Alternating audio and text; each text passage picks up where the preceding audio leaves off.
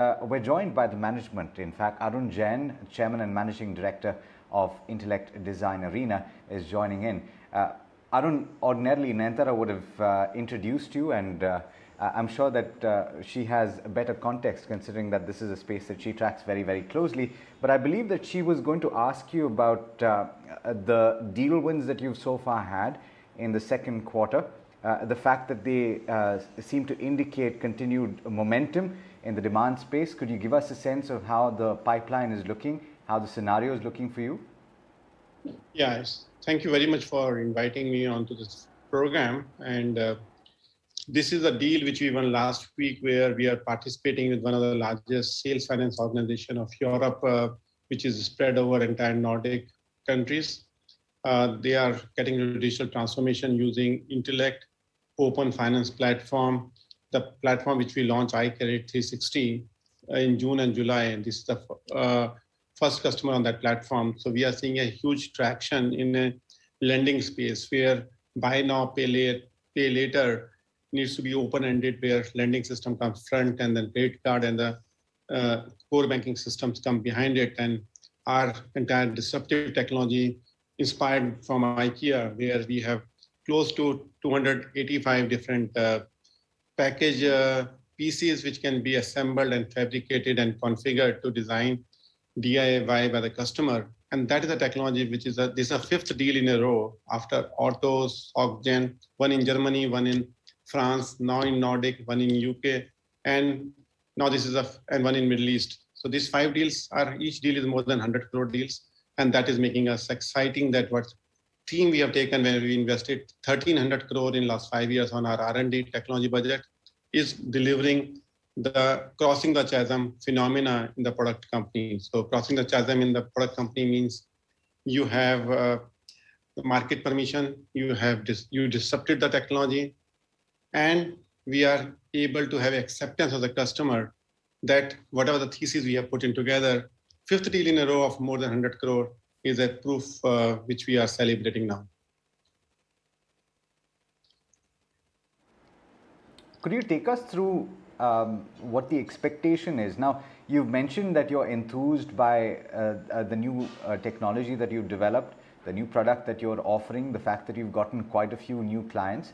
Do we then take that as also confidence that your number of deal wins will go up significantly in the quarters to come? Do we see that number, say, hit 12 to 14 on an ongoing basis?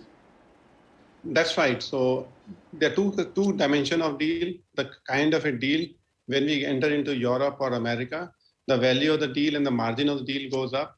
So these deals, out of 5 deals, 4 are in Europe, is quite a validation that our margin level goes up on that deal from an investor perspective. And second number of deals in this space can go up, and we can use our partners now, since it's a DIY platform. So now we have moved in the direction of signing services company who can build on top of my platform, which is one of the open finance platform, first of its kind in the world. Arun, you speak about improving margins considering the geographies that you're currently getting deals from, but one concern that I think a lot of your peers, and I'm sure that you're also contending with this, is the cost of the brain, the cost of manpower. Is that something that you're faced with in terms of, is that a problem? Is that going to scrimp margins, or are you able to push that into the deal value? Yeah, so in our space, I think the deal value is we can have a pricing, we don't have pricing pressure because we are not a service zone. So customer is willing to pay the desired pricing for accelerated digital transformation. So that is not such a big concern, but concern could be that in a short term, the young talent, which is between 2 to 5 years experienced talent, which is slightly shorter right now in the industry, but our low coding platform and technology platform is countering it so that we can hire fresh talent and make them productive in 8 to 12 weeks. And that's what we are countering the shortage of talent. Our 10-year plus talent is more than 1,000 professional in the company, which has got 1,000 FinTech surgeon, we call it, are available in the company. So that is not a short supply. The short supply is my young talent, which is I'm countering with the fresh talent right now. Okay, but how do you counter that, right? I think that is a question I think everyone's struggling with, Arun. But do you have some sort of an answer? How do you keep people with you? How do you arrest attrition?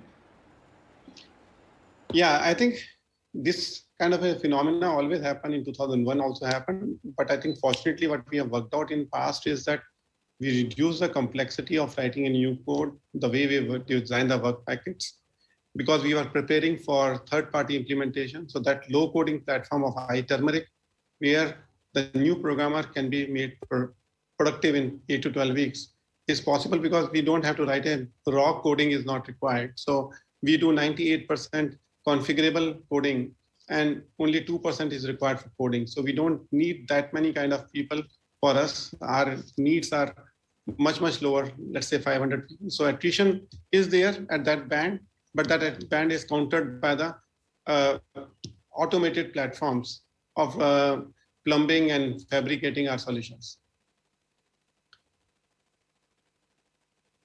Understood. Now, based on what you're telling me, Arun, on the SaaS business that you have, you're seeing substantial growth. You're bullish about the number of contracts that you will get into, and you're clearly looking at good times ahead. But give us a sense of where the revenues are seen going. Do we see, say, a doubling of the revenue in the next couple of years? That's right. We plan for next 4 years doubling our revenue.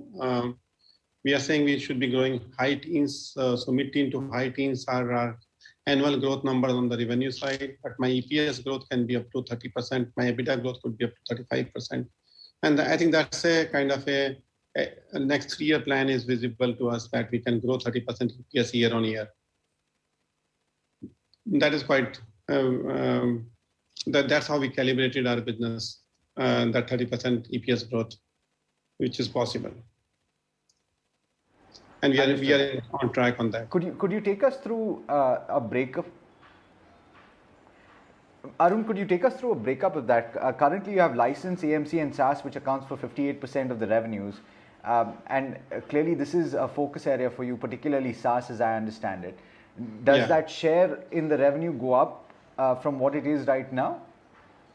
Yeah, so for any good product company, when it crosses a chasm, 2/3 and 1/3 ratio is the most optimum ratio for good product company when the license link revenue, which we're talking about 58%, where license, AMC, and SaaS revenue is together. As of now, it's 58%. So our target is that number should move to 66%, 67% in next few quarters. And that will be the stable state of the Intellect as a company. The second piece is how much is my advanced market share of the revenue. So as of now, advanced market share of the revenue is close to 57, 58% number is there. That's also we want to make it 2/3, because once the new architecture is there, a disruptive architecture is there, SaaS offering on AWS, Azure is there, ready to go to live. We have launched DTP platform on Azure cloud in Middle East. Now, all of it will contribute higher SaaS revenue. But today we are not able to say what is license, what is cloud separately.